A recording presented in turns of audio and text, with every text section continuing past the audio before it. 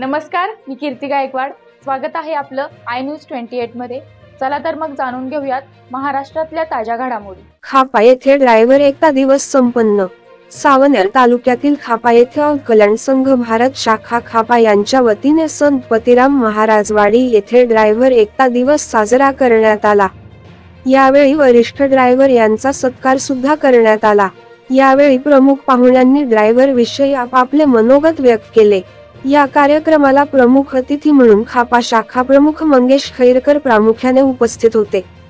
हा कार्यक्रम यशस्वी करण्याकरिता हरिदास निरडकर, समीर भाई अन्सारी, बंडू जामुळे, संजय ढोबळे, अरविंद मदनकर, राजेश विखे, देवेंद्र बोंद्रे, अनिल चौधरी, अशोक मासुरकर, मनीष सिंग, सचिन तुमाने, लक्ष्मण फटिंग, बलदेव कुलहार, सतीश राऊत, गौरव सोनबाने, पंकज वखाले, लकी मदनकर, पंकज कानवे, अक्षर बागडे, गजानन भलावी व इतर ड्रायव्हर प्रामुख्याने उपस्थित होते.